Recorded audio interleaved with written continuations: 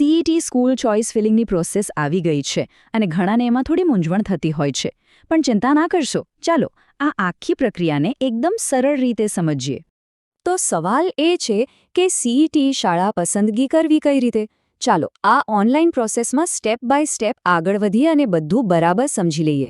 કોઈ પણ કામ શરૂ કરીએ એ પહેલાં એના વિશે થોડી તૈયારી કરી લેવી સારી. તો ચાલો સૌથી પહેલાં એ જાણીએ કે પ્રોસેસ શરૂ કરતા પહેલાં કઈ બાબતોનું ધ્યાન રાખવાનું છે. એક વાત ખાસ ધ્યાનમાં રાખજો, આ પ્રક્રિયા ફક્ત એવા વિદ્યાર્થીઓ માટે છે જેમણે સીઈટી રજિસ્ટ્રેશન પહેલેથી જ કરાવી લીધું છે અને જેમની પાસે પોતાનો યુઆઈડી નંબર છે.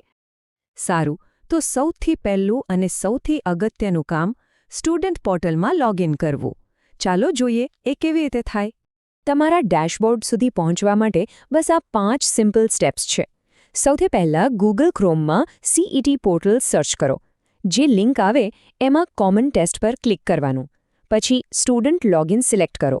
હવે તમારો જે 18 આંકડાનો યુઆઈડી નંબર છે એ અને રજિસ્ટ્રેશન વખતે બનાવેલો પાસવર્ડ નાખીને લોગિન બટન દબાવી દો. બસ થઈ ગયું. અહીંયા એક વાત પર ખાસ ધ્યાન આપજો. તમારો જે 18 અંકનો યુઆઈડી નંબર છે એને 2 વાર 3 વાર ચેક કરી લેજો. એમાં એક પણ આંકડાની ભૂલ થઈ તો લોગિન નહીં થાય. એટલે બહુ જ કાળજી રાખવી જરૂરી છે. Okay, great. લોગિન તો થઈ ગયું. હવે આવે છે અસલી કામ, એટલે કે આપણી પસંદગીની શાળાઓનું લિસ્ટ બનાવવાનું. જો લિસ્ટ બનાવવું બહુ જ સહેલું છે, પણ એક નાનકડી ટીપ આપું. પોર્ટલ ખોલતા પહેલાં જ એક કાગળ પર તમને ગમતી શાળાઓની યાદી બનાવી લો. પછી બસ પોર્ટલ પર એ શાળાઓને શોધીને એડ કરતા જાઓ. અને હા, જો કદાચ કોઈ શાળા કાઢવી હોય તો એના માટે લાલ કલરનું રિમૂવ બટન તો છે જ. હવે ખાલી શાળાઓ પસંદ કરી લેવાથી કામ પૂરું નથી થતું. સૌથી અગત્યનું છે એમનો ક્રમ. તમે કઈ સ્કૂલને પહેલી, બીજી કે ત્રીજી પસંદગી આપો છો એના પર જ બધો આધાર છે.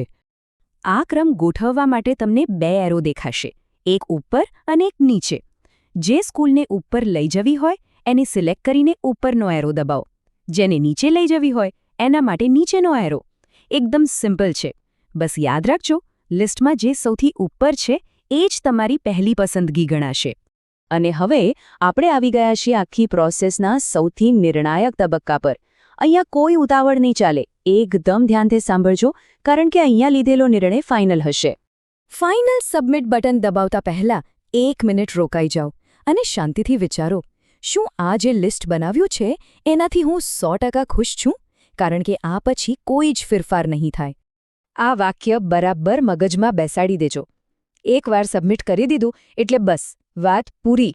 તમારી ચોઇસ લોક થઈ જશે. પછી તમે ઈચ્છો તો પણ એમાં કોઈ જ ફેરફાર નહીં કરી શકો.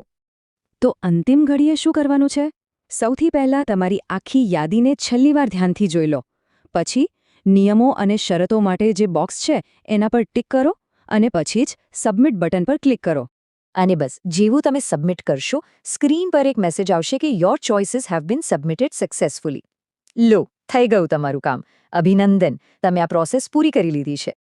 ચાલો જતાં જતાં આખી પ્રોસેસમાંથી જે સૌથી અગત્યના મુદ્દા છે એને એકવાર ફટાફટ રિવાઇઝ કરી લઈએ. 4 મુખ્ય વાતો જે ભૂલવાની નથી. પહેલું, તમારો યુઆઈડી નંબર એકદમ સાચો નાખવાનો. બીજું, ઓનલાઈન બેસતા પહેલાં જ શાળાઓનું લિસ્ટ તૈયાર રાખવાનું. ત્રીજું, પસંદગીનો ક્રમ બહુ જ સમજી વિચારીને ગોઠવવાનો. અને ચોથું, ફાઇનલ સબમિટ કરતા પહેલાં બધું બરાબર ચેક કરી લેવાનું. આટલું ધ્યાન રાખશો ને તો કોઈ જ તકલીફ નહીં પડે. તો સીઈટી ચોઇસ ફિલિંગની આપણી આ સમજણ અહીં પૂરી થાય છે. હંમેશા યાદ રાખજો કે આ ખાલી એક ફોર્મ ભરવાની પ્રક્રિયા નથી, પણ તમારા ભવિષ્ય તરફનું એક મહત્વનું પગલું છે. શું તમારી આજની પસંદગી તમારા આવતીકાલના સપનાઓને સાકાર કરશે? બસ આ જ વિચાર સાથે તમારી શૈક્ષણિક સફર માટે ખૂબ ખૂબ શુભેચ્છાઓ.